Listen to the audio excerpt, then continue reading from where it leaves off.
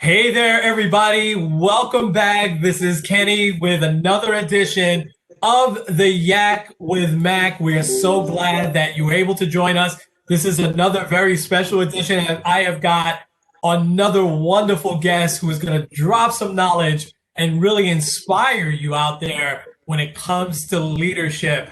So, real quick, my couple of reminders. Leaders, this is the place. This is the place where we want to inspire you to so that you could be better influencers and better leaders for your team.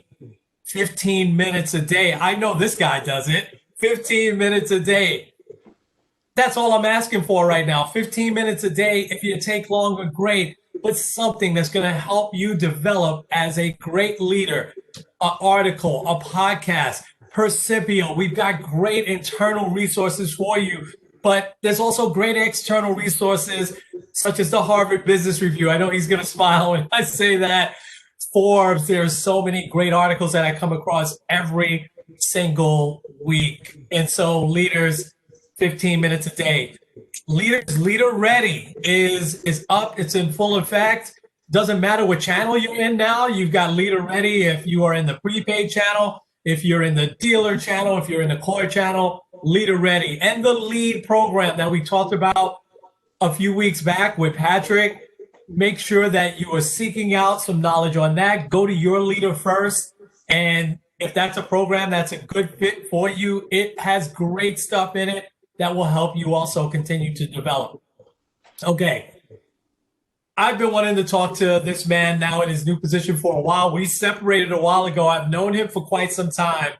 And he is just one of those leaders that he just oozes leadership every single day, whoever he touches. And he's always such a caring leader as well. But I'm going to get him to tell his story. But I want to introduce Marvin Sanchez, who is now the SMB Care Coach. Marvin, welcome. Great to have you here, man. Thank you for having me on, Kenny. And I think everyone has gotten a glimpse into what a great leader you are. And I think that's the benefit of these podcasts is the fact that now it's being broadcast to across the whole nation, and people can truly understand that. As I'll kind of get into a little bit later, leadership is transferable. And if you guys keep listening to these podcasts, this is going to keep you in track for anything you do in life, even just to be a great human being. Yeah. Thank you for saying that, Marvin. I really, really appreciate it. So let's jump right in. Tell everyone about your career journey. You can start before Sprint. You can go as long as you want to go. Yeah. But there are some things I think within your Sprint T-Mobile journey that is really going to have people saying, wow, and really inspire them. So tell us a little bit about your career journey. Yeah. So I'm going to start back when I was born. And no, I'm kidding. For me, the biggest thing is I do want to start back when I was a kid. And the biggest thing is I always looked up to my grandfather. Mm-hmm. And he was, to me, such a great man with how he was viewed in the community. And to me, I said, you know what? I want to be in politics. I want to get to politics because I want to make an impact in my community. And growing up, I always told myself, listen, I didn't come from money, so I get that. So I said to myself, I'm going to be a man of the people, which means work as many of the jobs so I can connect with people. Back then, not truly understanding, what I was trying to do was empathize and understand how different people go through different struggles. So when you say about career path, it makes me think of, I have worked at McDonald's during high school, right? I worked at Walmart during college. I worked in an accounting firm. I worked at my parents' cleaned, so I cleaned buildings during summers years ago. So there's a lot of things that I did. I worked at a university right before Sprint, and those experiences truly taught me to empathize with different human beings, because sometimes it's the way you look at others, and then also sometimes it's the way they look at you. And then I come to Sprint. I choose to come to Sprint because I say to myself, if I can be successful in this private sector, right, because it says that, then I can run for office and be fantastic. What I didn't know was that Sprint was going to prepare me to be the best kind of human I can be. And I'm not sure if you remember, Kenny, a lot of the surveys that were filled out back in the day with Sprint, a lot of them had like, oh, concerns about network, concerns about network. But the one thing that they always had as a positive is the people. Yeah. The people in the organization were just different. They were great people. That was the difference. That's why you didn't want to leave. Yeah. You knew that there were struggles, and you knew that together we would overcome them. And Yeah. that was the best part. So for me, just to go through understanding how difficult it is to grow up and to have the right people around you, I'm honestly blessed to have been at Sprint and have the right people around me. Yeah. Wow. That's awesome. I love the way you put it with with just people. So when I met you, I think you were already an assistant manager. Yeah. Where did your journey go from there?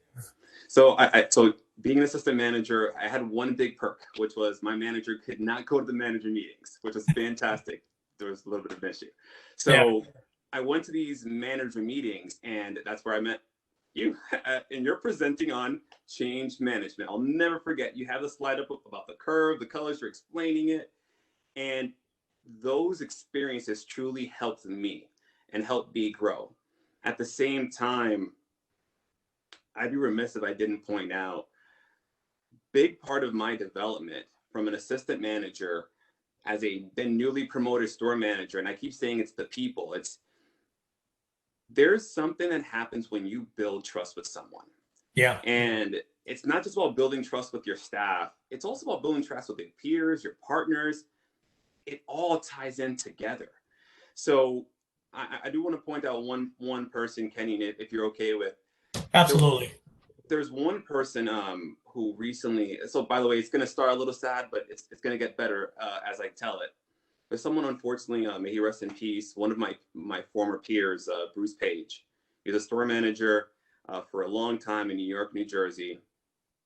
The most calm, great person, just a great man. Aside of any other titles, or just great person. And I'll never forget the impact he made on me. There was many things that he did, but there was one specific one that I'll never forget. I took over my first store in Kings Highway, Brooklyn. So nice commute from where I live. It's a long commute. Let's go with that. Yeah.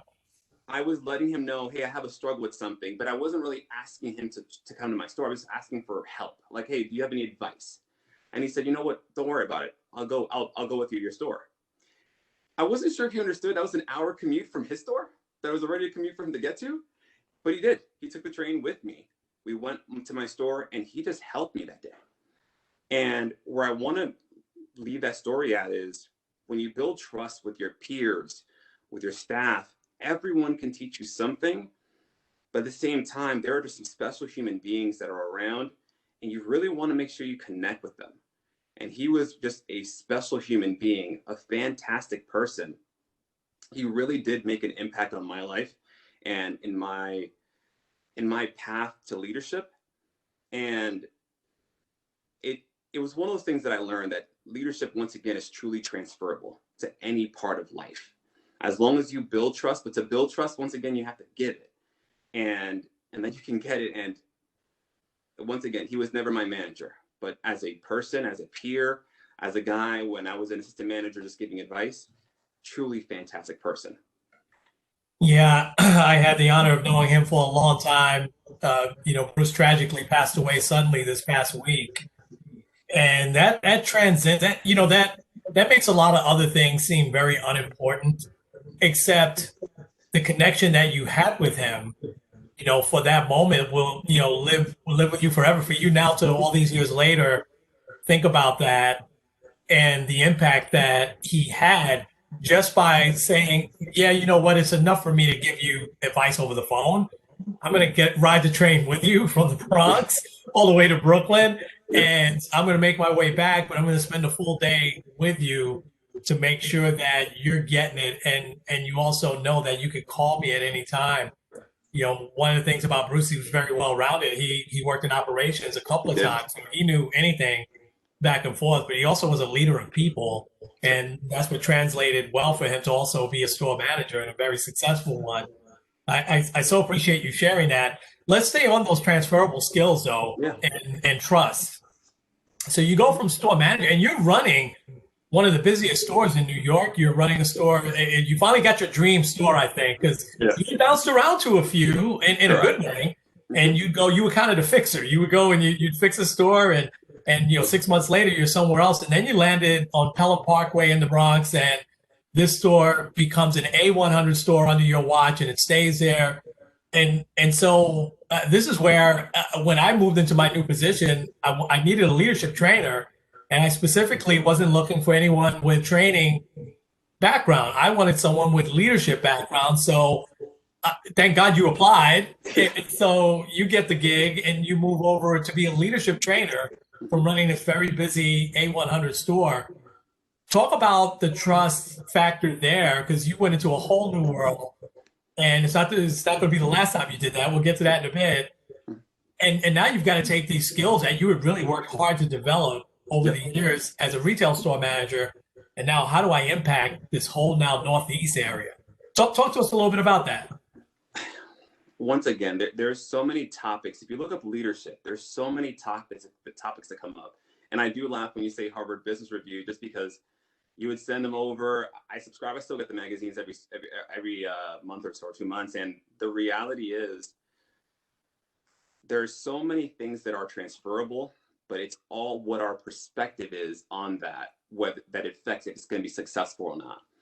And taking over in that position and big shoes to fill, it's the region, things to that effect. What I found out, there's two big things that are important when you're in positions like that. Number one, how do you manage yourself? How did you manage your time? And it's funny because every trainer that I had met always said, if I went back to being a store manager, I'd be a great one. Why? Because when they went to a different role, they had a different perspective.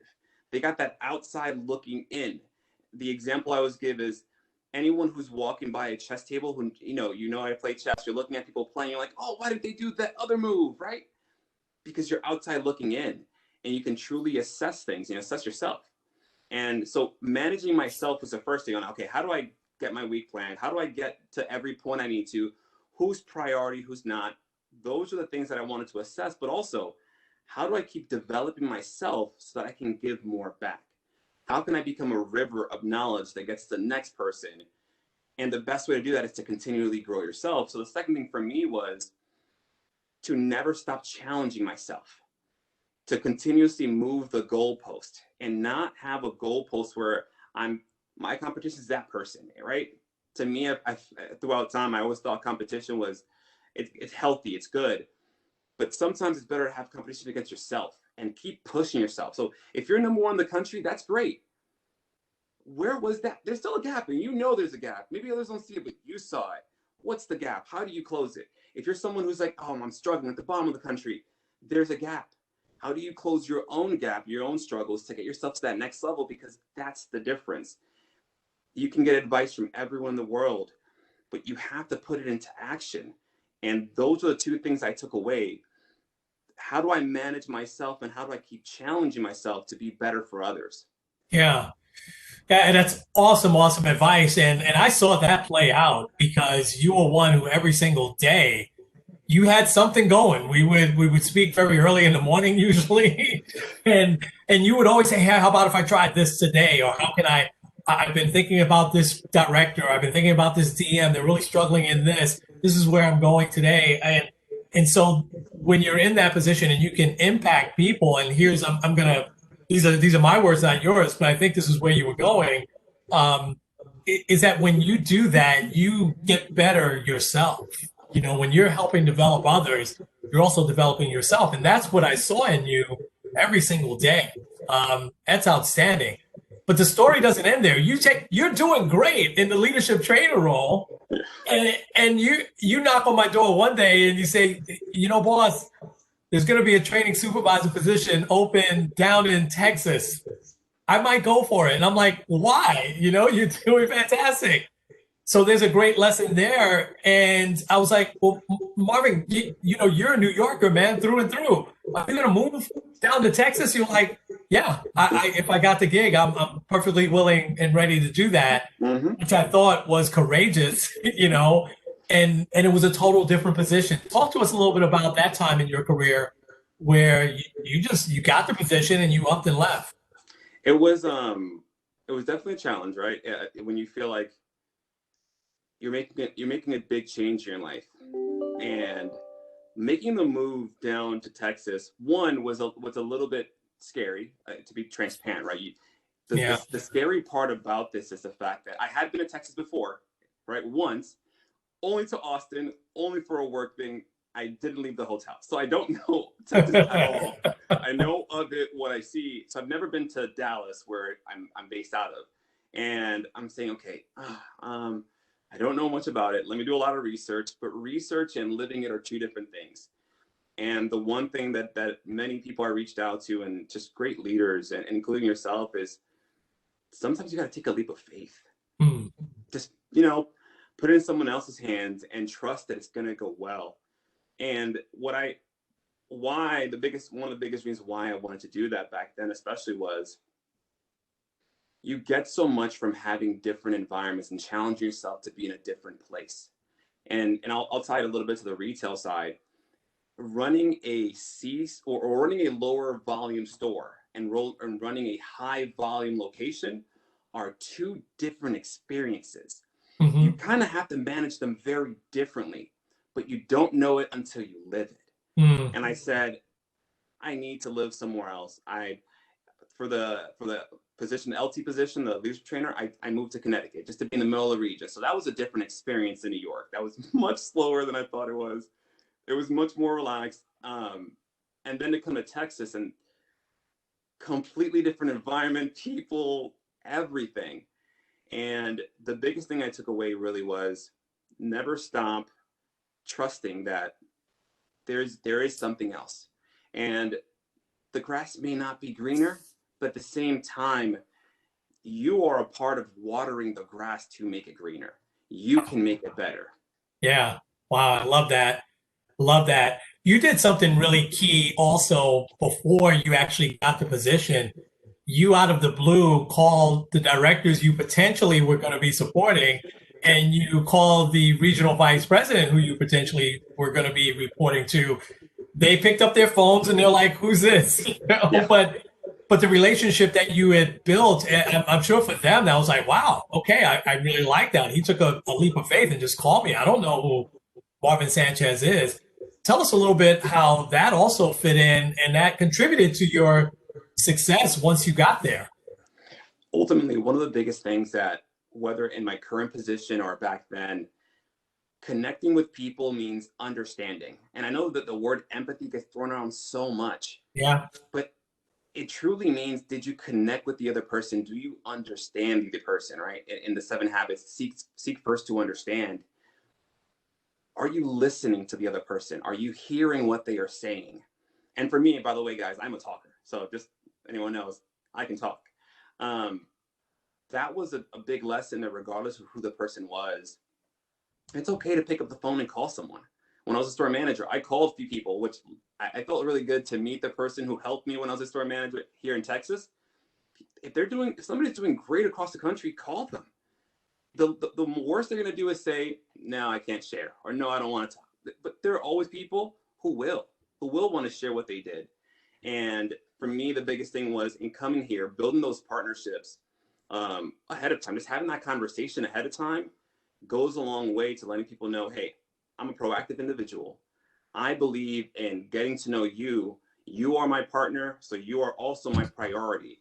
And I want to make sure that together we are successful because we have the same goal. Although we may have the immediate goals may be different, the bigger picture of the organization is the same.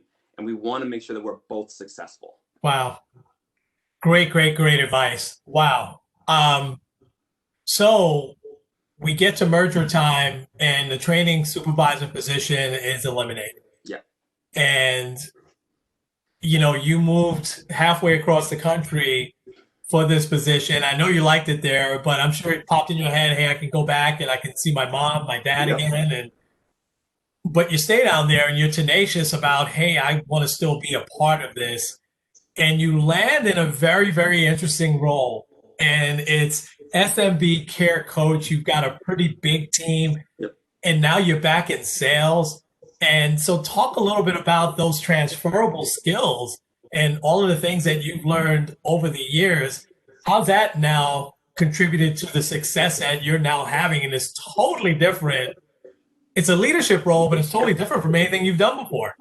So, and I'll add two more wrinkles in there, Kenny. One, after the elimination of the position, I had to remind myself, because a lot of people told me, hey, when a position gets eliminated, it doesn't share that your value was lower. Don't devalue yourself, Yeah. right? That was Wow. one that I had to really that was a challenge for me. Great advice. I've worked so hard. I've done all these things. What else could I have done? And really just beat yourself up. And you can't. At the same time, the easy option was to just go back to the Northeast.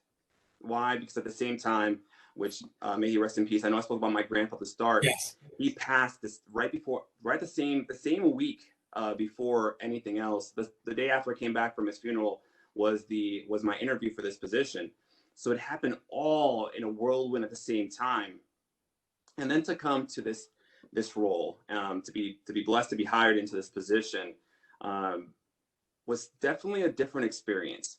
Working in retail, working in training, working now in the TFB, so the business side, right? They're all different experiences, yet all the skills are transferable. I have a fantastic team, a fantastic partner on my team that she and I, the first conversation we had was, she had sent me a few emails and I was in training, so I didn't reply. She goes, hey, is there a reason you're not replying to me? And then we got into the conversation of unconscious bias. Hey, if the person's not replying, you know why they're not replying? Maybe they have something going on, right? So let's give them a little bit of time. And we had that conversation. But then I told her, before we continue, I trust you. You're my partner. I trust you. And we can build the trust into a sync, which we are now completely in sync. And that's one thing that it's a blessing it makes my life so much easier to be successful when you have someone you can be in the same wavelength. We're two different personalities and we just connect. And at this Yeah. point, when I forget something, she has it. When I have an idea, we execute together. We work on it together. And what I've realized is that trust, such a key thing, is established when you're another big catchphrase is authenticity, right? And all that means to me is, are you being transparent? Are you being clear? And are you caring for that other person? Are you giving it all you got? So for me, it's been a blessing to come to this side, because this side, once again, we do have business customers. We have clients that we have to call. We have massive bases. So some of my people may have 500 accounts they have to call within this month or next month, and they have to just take care of these customers, and things come their way, and there's so much left and right. But at the end of the day, we're all just human beings. And the first message I sent out, and this is kind of an homage to you and the way you led, the first message I had to send my team, or first article I sent them, was around mental health and being healthy and taking care of yourself. If you burn out, as someone who has, there's no way to be successful.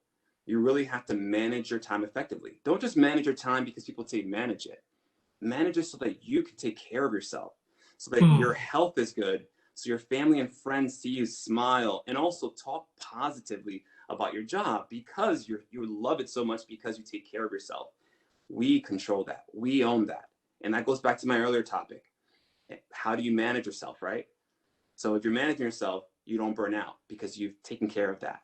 If you're being transparent, you're continuously challenging yourself to take that next step forward on, how can I help my people better? How can I connect with them better? What are the things to do? And this position has truly taught me, more than anything else, that it doesn't matter where I go in life next, or where the next step is, no matter where in the country it is, no matter what position it is. What I've learned doesn't erase. It was a stepping stone. The people who helped me, they don't disappear. They helped push me up, and I will forever be on their shoulders, as those who I help will be on mine. It doesn't end. And I said this yesterday, for the people on my team, and specifically the person I'm in sync with, I said, one day, and I hope very soon, she can surpass me. That's the goal, to get that next person ready so we have the next line of leaders ready in our organization.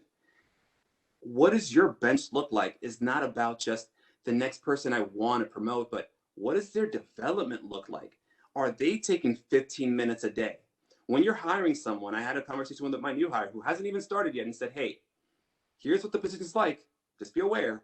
If you want to start doing any development, make sure that when you come on board, this is what we're going to start doing, but this is what you want when you start thinking about before you come on. Why? Because development shouldn't stop when you're not working. Development is not one thing that's just about work. If I wouldn't have been a part of T-Mobile, I would have still been developing myself, because at the end of the day, we want to keep challenging ourselves. We want to keep doing better for all of us. Yeah. Wow. Leaders, this is golden nuggets right here. Golden nugget time. This was, yeah, I mean, just fantastic advice. And really, the way you shared your journey is definitely going to inspire other leaders out there that are listening. You've already given a lot of great advice. And so I'll ask, so do you have one or two other pieces? You've talked about transparency, trust, being able to really take care of yourself. I love the way you put that in perspective, by the way, because we sometimes think work-life balance is so that you could work better, but you put it in perspective. No, it's just so you could totally be a better person. And I think that and if you're a better person, you're going to be a better leader, no doubt about it. So what would be one or two other pieces of advice that you would give leaders out there, Marvin? I have two pieces of advice. One is, we sell every day. Big comment. No matter what position you are ever in, I'll never forget one of the training classes I had a person ask me, and it's a top seller, and I said, oh, I can't wait to get into a position like you, because you're no longer selling. And I said, well, actually, you sell a tangible product for a reputable organization, and you are able to connect with people and share with them this, and here you go. As a trainer at the time, right, my job is to get to know you in the first 5, 10, 15 minutes and sell you on you. Sales never ends. That's number one. Number two, and this is what I'm going to pass back to the organization as a challenge for everyone. And Kenny, I'm going to ask you as a leader, how did you feel when this happened? So there was a day that Kenny and I are having a one-on-one. So we meet up in the New York office. And I go, Kenny, let's do something a little differently. Can I share with you what I would about this one-on-one? Let me tell you how the one-on-one, let me tell you all about the one-on-one. Let me prepare for you. And then you tell me what I missed. So in better words, don't just come to the one-on-one prepared to answer questions from your leader, but ask yourself the questions your leader wants to ask you ahead of time and say, hey, these are the questions I think you're going to ask me. Here are the answers. Here's my game plan. What's next? So Kenny, when I did that, how did you feel as a leader? What were your thoughts in your head? I remember that like it was yesterday, and it was probably like 2 years ago now. I thought that was outstanding, because we've talked about really owning your own career and your own journey. And while a lot of folks have great leaders that really help guide them and pull them along, it's really on your shoulders to own your career. And why wait for your leader to sit there and ask you questions? Come prepared. Correct. And if I'm not mistaken, our one-on-ones after that, our syncs, we'll use the language now, our syncs after that were exactly that way. You always came with, everything that you had accomplished, that you wanted to talk about. You always had a list of things that made my job a lot easier, but it made me feel like Marvin's in control of his own destiny here. He's taken full ownership now of his career. And so I loved it. I was surprised at first, but I loved it. And I'd love to see more leaders do that. Your destiny's kind of in your own hands. Yes, you have to have a break or two. Yes, someone, has to give you an opportunity when maybe you didn't have the experience in that role. Someone's got to say, I see something special, right? We get that. But in terms of your own development and your own destiny, that's one of those little things that you could do every month that really puts it back in your hands. And that's when you want it, right? And the reason that happened, I'm not sure if you know this, you had told a great story the week prior, and I wrote down something in my notebook that night that made me think about this. We always say dress for the job you want, but do we ever say live the job you want? Put yourself in those shoes. And once again, coming back, are you empathizing with your leader and seeing what they go through? Because at some point, if you're going to take their position, you're going to go through probably the same thing. Different people may be there, but it's the same thing. How do you connect, right? How do you show your leader? How are you transparent with your leader? So that way they see who you are, so they can develop you and help you and be very purposeful. Because guess what? If you can do that already, they can go, you know what? Level 1's done. Let's get to level 2. So really, it's all about living the job you want, living the position, the career you want, and finding ways to find your passion. I love it. We're going to drop the mic there, though, man, because I got nothing else to add. That is fantastic. And whether you're a new store manager or a veteran store manager, or you're a veteran leader in any channel watching this, new leader, veteran leader, Marvin is such an example of being able to take that chance and transferring skills to any channel. You know, think about this. Store manager of slower stores, store manager of a very busy store, leadership trainer of a big region, Northeast at the time, training supervisor, several trainers, but supporting a huge region again, and now moving over into the business organization, the care piece, back into selling, big organization that he has, and being able to just transfer those skills to be successful at every level. So leaders, be inspired that you can do it, He's living proof, an example that you absolutely can do it, but you got to develop yourself. So Marvin, I can't thank you enough. And as I've been asking all my guests, would you be willing to come back? Of course. All right. Awesome. Yeah, well, you could, but well, hey, listen, folks, this has been a lot of fun. You'll see this real soon. For now, though, this is Kenny and Marvin Sanchez with the Yak with Mac. We will talk to you real soon. Thanks, Marvin. Thank you.